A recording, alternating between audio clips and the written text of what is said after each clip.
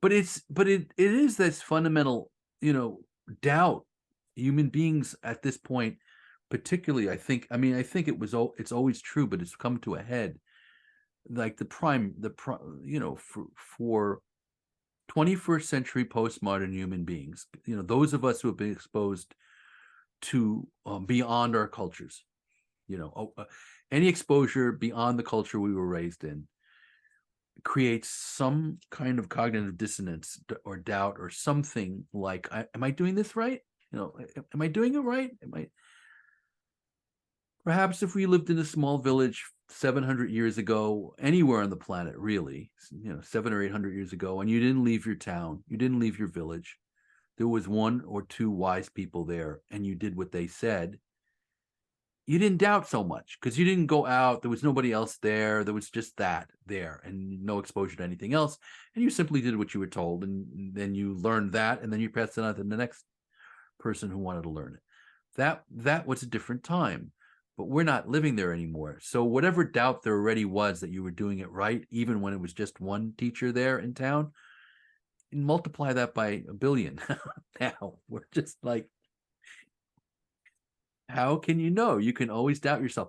And the weirdest thing is, I used to think that if you become awake, then you can't doubt anymore. Like you can't do that thing. But somebody said to me, why did you think that you'd lose a capacity? That's a capacity. That's a thing. It's not merely a negative thing. To doubt whether you're doing something correctly has caused the improvement of a gazillion inventions. And, can I do this better? This is not quite the right way. That every improvement in everything, philosophy, spiritual practice, software, building codes, flying machines, you name it, doubt is not such a terrible thing. So why would we lose that capacity once we are like really clear and awake? So you'll always be able to doubt yourself. You'll always be able to find what's not quite right. You'll always be able to do that. And I'm not saying that ironically, so therefore stop it. It's just part of who you are. And you don't have to change it. And and interestingly enough, that's the way for it to soften indirectly. It does soften that way because you're not making yourself wrong for making yourself wrong. Because I'm sure if you wanted to, I don't know why, Andrew, why don't you just turn that off? Just stop doubting yourself, okay? Just don't do that anymore. Can you do that for me? Temporarily. No, but why don't you just not ever do that again? Just don't doubt yourself again. And just know that you're perfect right now and everything is happening just as it should, okay? Okay, let's do that. It's very simple. I mean, it's amazing because this is kind of advertising that people believe, like, that you could just do that. It's like, okay, thank you. But like I say, everybody's different. Like our limitations are different. It doesn't always come out of everybody's mouth the way that you're saying it, like, your sense of imperfection. But other people, it's like, I feel a little lost. I feel a little off. I'm not really sure about this. They have their own way of talking about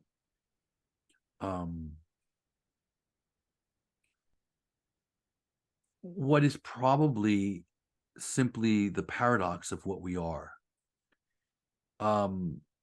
We are limitless light. We are limitless awareness, just unconditioned, just free of any sense of limitation whatsoever. And that's our nature. That's the ground of our being. It's the basis of what we are. But it's not very conscious for most of us, or comes in moments of ecstasy, there's awareness of it, and we don't know what it is. Like, what is that? We try to go back to it or whatever, but it's there. And then arising in it is the appearance of a sense of ourselves among a vast number of other selves and other things, which are threatening and in competition for things and beyond our control. I mean, they can do all sorts of things, and there's nothing we can do about them ultimately. I mean, if we can do something about this thing, but then something here, and then that thing, it's that whole thing with the fingers in the dike. There's just so many, right? It's beyond us, and it's all limited. Like our sense of our body is limited. Our sense of our mental capacity, limited. Sometimes it works, sometimes it doesn't. Sometimes the electricity works, sometimes it doesn't. Sometimes our country works, sometimes it doesn't. So everything is just in flux. It's unpredictable and not dependable. It's impermanent, to use, Buddha's language. It's limited. It's nothing but limits. So here we are. At some level, we know we are infinite. And at another level, all we see is limits. We're just constantly bumping into them. What the heck is wrong with us? Like, that's at the back. Like, what is up? Because even if it's not conscious, we know we can be free of this limit. Or another way in American language is, I know I can do better. I know I can be better. I know I should be better because I know I have the potential to be free of whatever this limit is, whatever it is. It's like when there's an arguing couple and then they look at the therapist and why are we fighting? We know we love each other. There's like this knowing that this isn't necessary, that we are beyond this limit, and simultaneously the limit is always there. So that being both and is crazy making. It's crazy. It is like a core wound in the center of our being. And it isn't a particular thing, at least the way we're using the word core wound here now. You could say core, it's just the fact of limitations. It's just the fact of no matter how good you line it up, something can just mess it all up. The whole planet decides they're going to have world peace and everything, and then one guy somewhere, nope. And we know that. No matter how hard we work at it,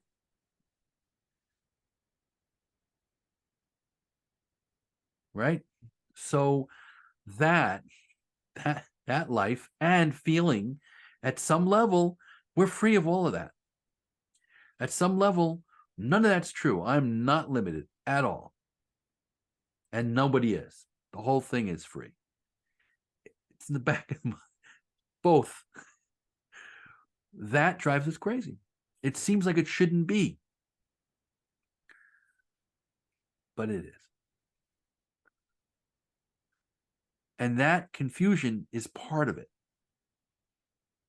So allowing yourself to just be imperfect includes whatever resistance you have to that. Just whatever's going on, it's really okay. It's kind of an unconditional allowing, but even the word unconditional is in quotes. Because again, we don't want to set up a thing where, well, you're not unconditionally allowing. Because it's like, yeah, the not unconditionally allowing is what needs to be allowed in this moment. Does this make sense, Andrew? Yeah, it also speaks to that I personally have had this slight allergy to affirmations.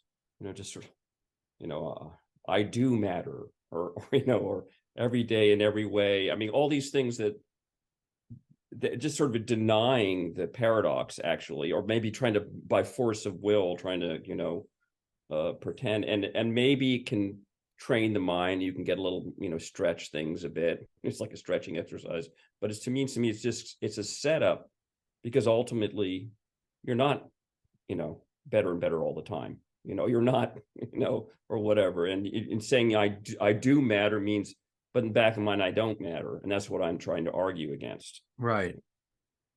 So Right. somehow it's just relaxing that whole thing, but it can get into this sort of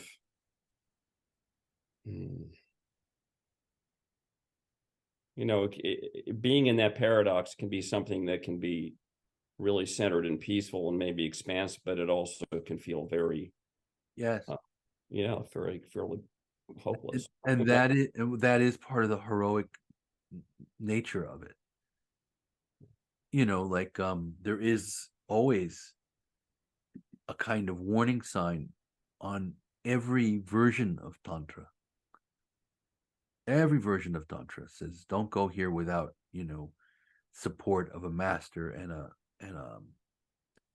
that's why it was secret all the time, because it's a perspective. Even in Tibetan, even in Buddhism, it was secret. I mean, it's like secret in the sense of, not in the sense that people didn't know it existed, but more that we're not going to speak about it unless you're willing to come on board 100%, and then whatever we do together is going to have to be watched and worked with, and it's not something you just go off and do on your own, because well, for a lot of reasons, but one of them is that walk into darkness, because you're basically, again, you could say civilization, all human civilization to some degree is about buffering yourself emotionally and just in every way from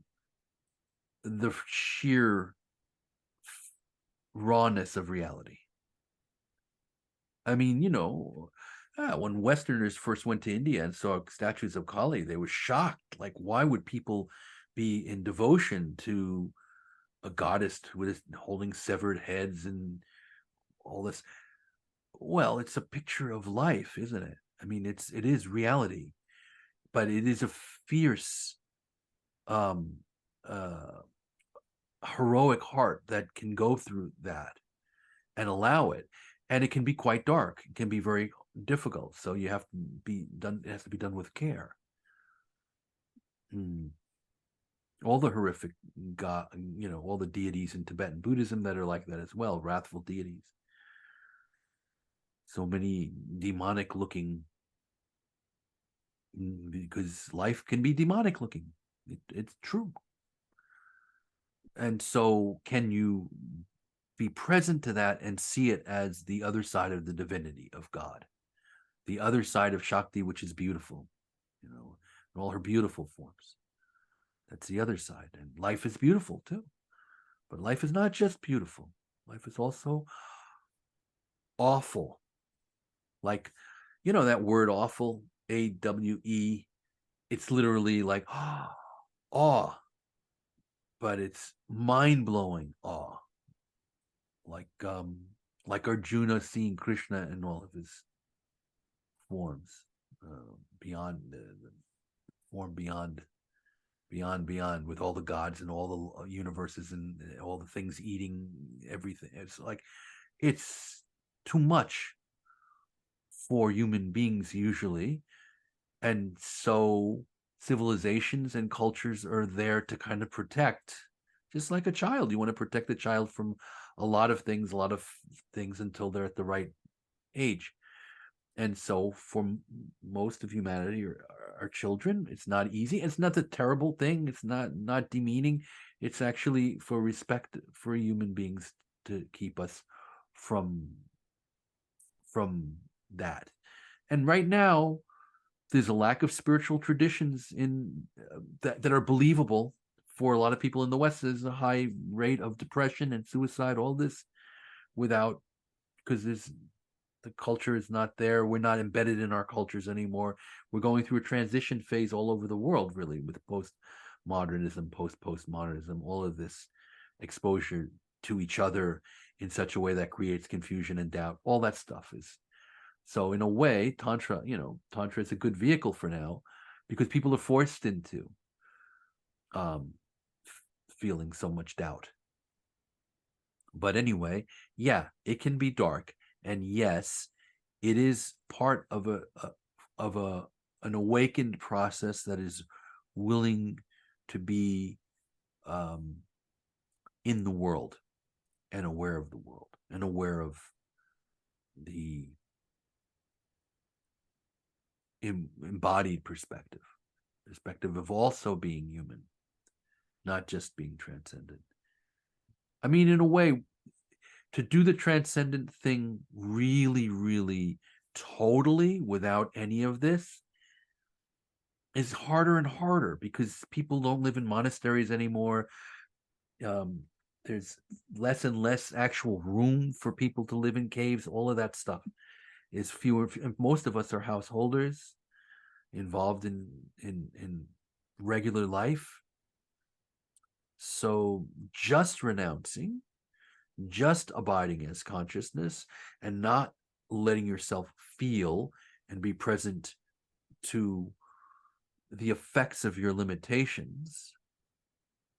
I mean, it's questionable. I mean, it's really, I mean, who can say that even somebody living in a cave, they're very exposed to horrible things as well. But the thing is when you're living a life of a renunciate, you are doing everything to pull back emotionally and personally from being involved. But a householder, this is quite the opposite. You're married, living a married life. You definitely want to be involved in your in other people's happiness and other people's things. And as soon as you do that, your heart is being given to death. To death. To all of our loved ones will die. All of our loved ones will have diseases, or we will get a disease and die, and our loved ones will have to watch. That's the horror. That's the darkness. That's the reality. That's the limitation. That's the core wound. That's the denial of death.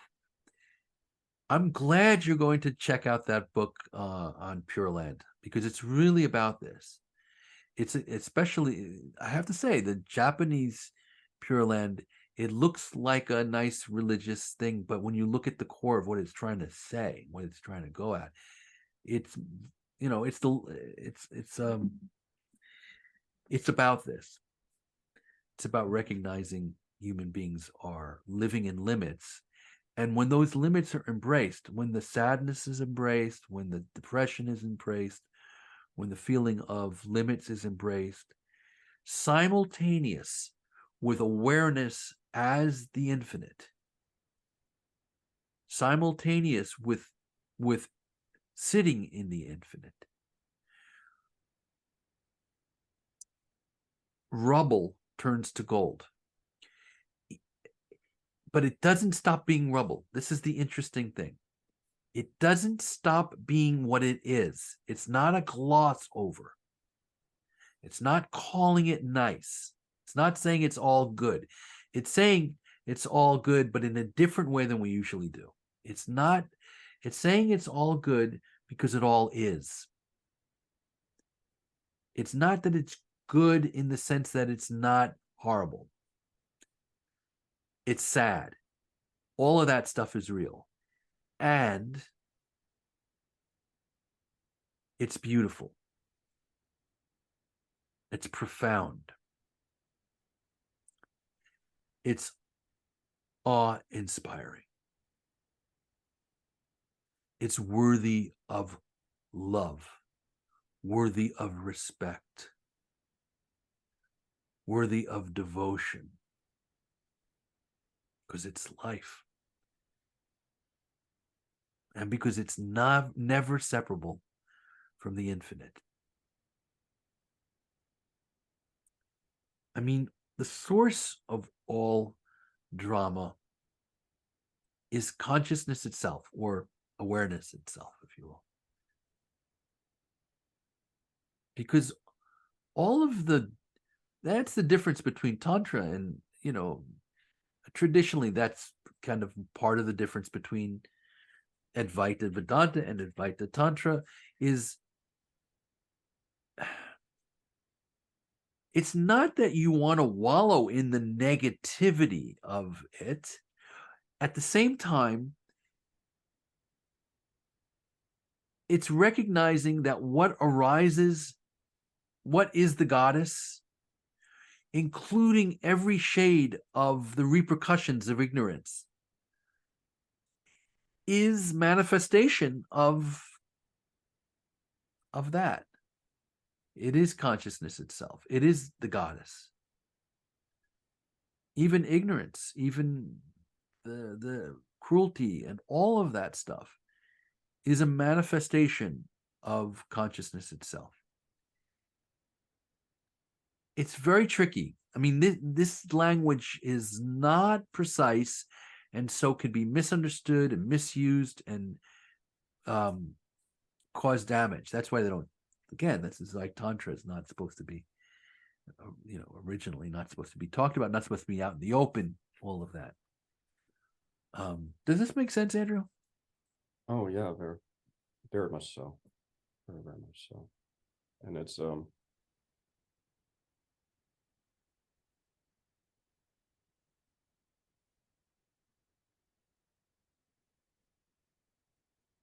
So there's nothing wrong with you.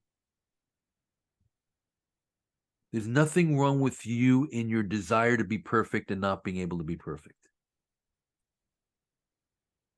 I'm not saying there's nothing wrong with you, so stop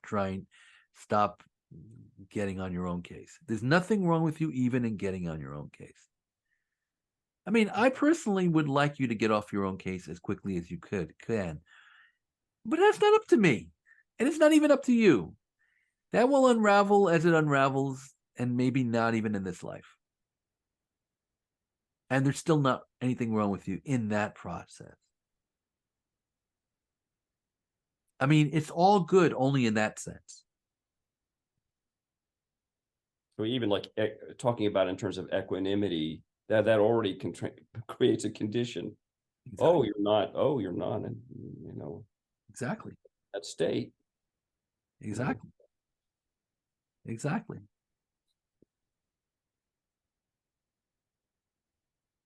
Even though I think when you're in a balanced place where it all seems beautiful, in fact, you're experiencing equanimity is part of it, but that seems to me more like a result than actually a practice. I don't know. It's the same thing. It's just like you can't.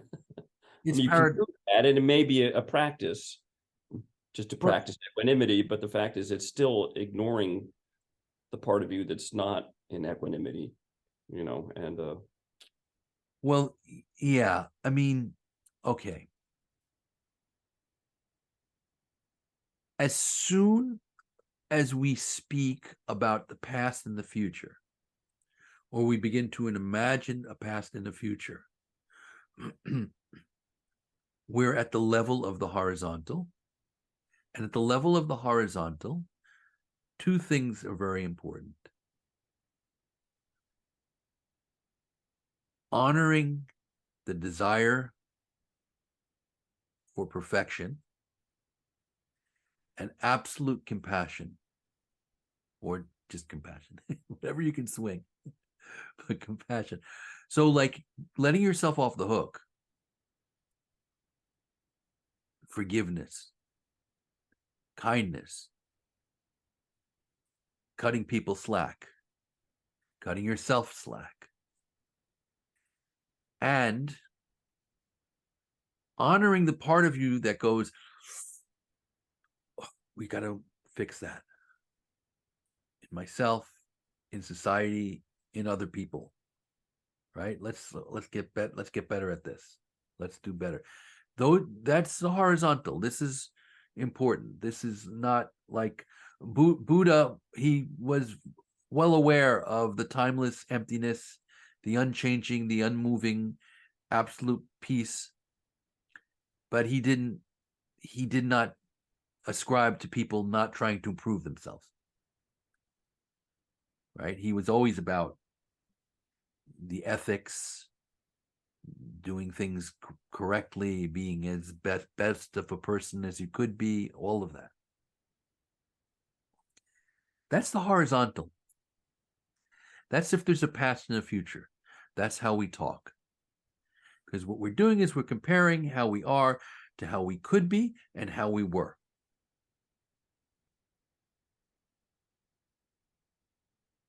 That's the relative truth. It's all good.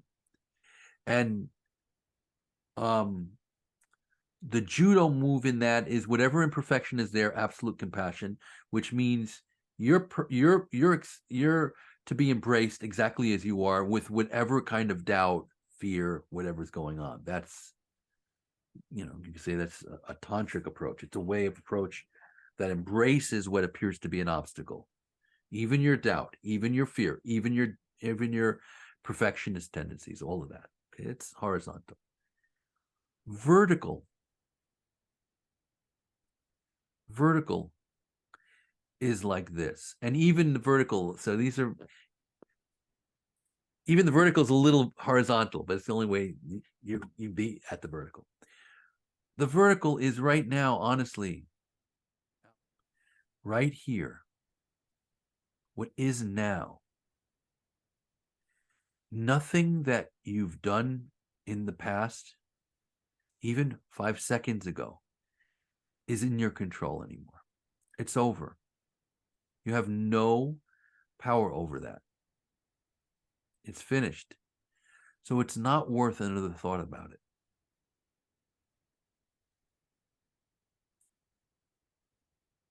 You have no idea what capacity you'll have for doing things differently later. Well, you might have ideas, but you really don't know. So it's not worth a thought.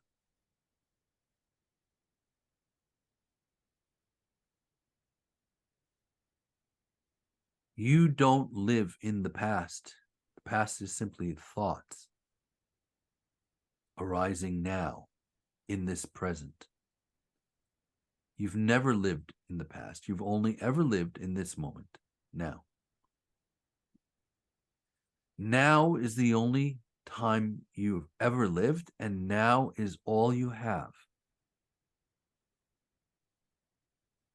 Everything else is fantasy created through relative mind.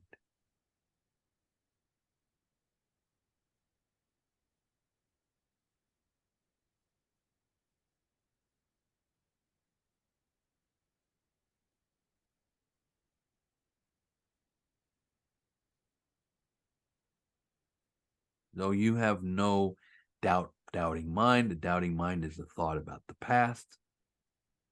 Where's your doubting mind now? Bring it to me. Show me your doubting mind now. Your self-doubt. I lost it. You lost it. There it is. If it arises as a thought, and then there, oh, that's what that is. That's feelings, thought. That's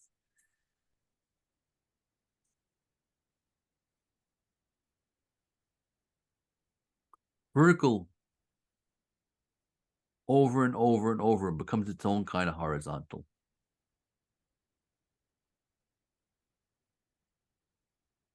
But even that is horizontal language. See, I'm giving you past and the future. See, you'll do that. All that. So, and so then the question to me is, and that's incredibly beautiful and clear, but is vertical, does that become a practice? Why not? Now over and over and over again, that's a practice. It's a practice because we're speaking about it horizontally only. I see. So then it's a practice, horizontally speaking that way and laying it out that way.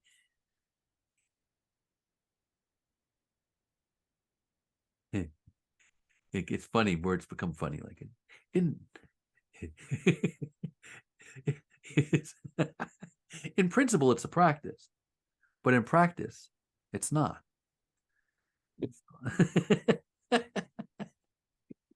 Practically speaking. Practically speaking. In the doing of it, it's not a practice. But in the thinking about it and speaking about it, it's a practice. Mhm.